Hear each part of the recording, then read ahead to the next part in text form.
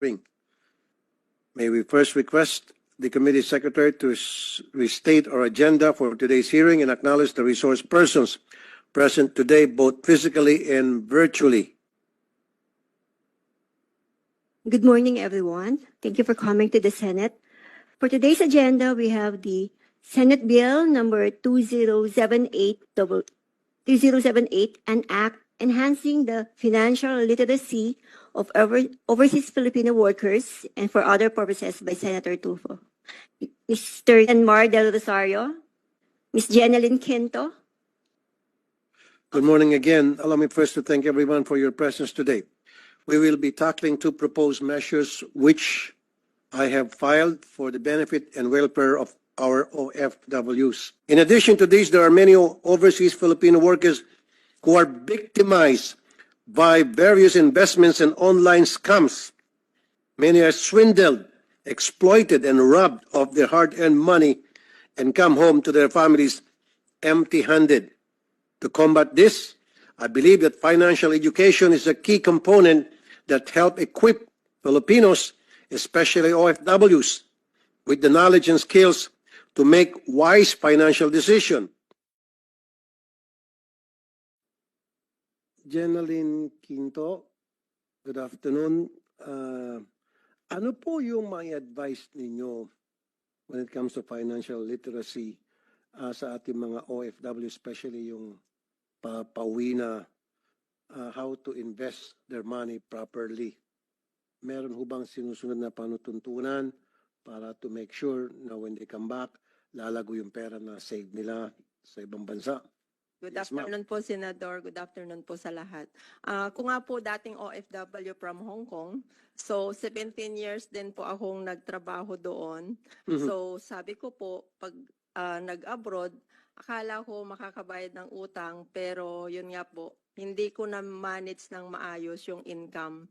So one day, may naka-invite sa akin para makinig ng IMG Financial Literacy sa IMG Hong Kong office. So doon ko na-realize na hindi pala sapat na yun nga po, we work so hard. Kailangan po pala natin maging smart na magkaroon ng financial literacy, financial education para magkaroon tayo ng tamang mindset, tamang pag-handle ng pera natin. So step by step, tinuturo po yan sa IMG po. So, may naipon ka na?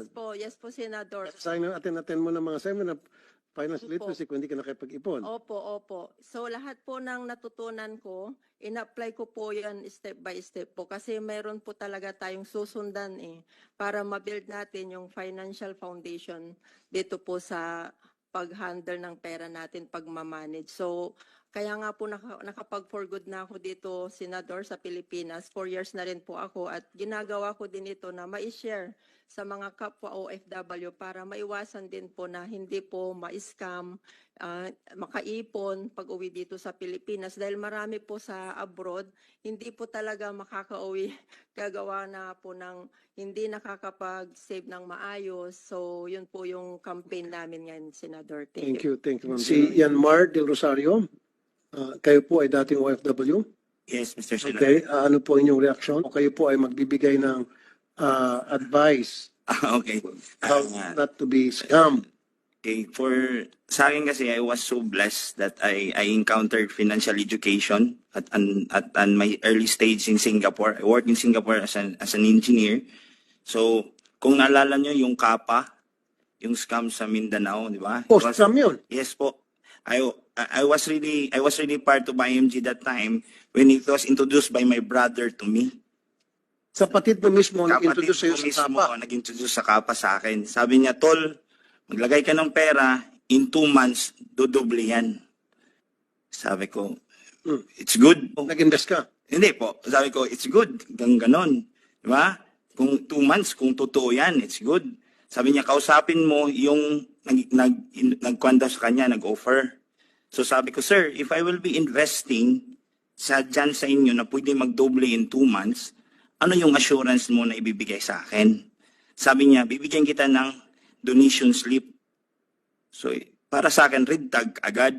Alam ko red tag na yung 2 months na magdodoble because there's no such thing company will give you Even PLDT will just give you 7% in a year sa dividend, but doubly in 2 months, red tag na.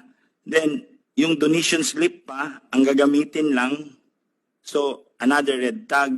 So I think, I agree sa sinabi ni Administrator Mr. Ignacio na kailangan talaga sir yung information dissemination talaga. We really need to, kasi if I could recall it po sa Singapore, we have really a national financial literacy book na binibigay sa lahat ng school, sa lahat ng companies, yes, even mga magazines po. Every quarter po yan, even sa site namin nakakarating mga pictures, mga scam approach. May ganun po sila, yung mga cartoons tulad na sinabi ni Mr. Romel Malapera din, yung mga parang cartooning, yung mga ikuan po, animation. So I think yun po. Kaya po napakalaga po ng financial education po talaga. Siguro maybe DMW, OWAS, magbigay ka ng warning, mag-ingat sa mga kaibigan, kamag-anak, trabaho dati, pag nagkanya ng negosyo, be careful. I mean, I'm serious kasi almost all of them are saying that. Kasi mas madali pong magtiwala sa kamag-anak kaysa naman sa hindi ka ano-ano. So siguro itong kamag-anak, maybe they were just used. Para pag makita ng taong bayan, mga tao, kung ano ba yung modus ng financial scam, makikita nila kagad ano ba ang telltale sign. Ano yung indikasyon na nai-scam ka na. Maganda yung pinoint out kanina, parang illegal recruitment din talaga. Ang mismong kamag-anak ay posibleng naloko na at naabutan ng halaga ng pera o ano pa man. Kaya ang punot dulo po ng nais kong sabihin na Mr. Senator is pwede pa hong palawigin itong financial literacy program na isinasagawa ngayon. Again, OFWs are not just our nation's economic pillars, but also the heart and soul that connects the Philippines to the global economy.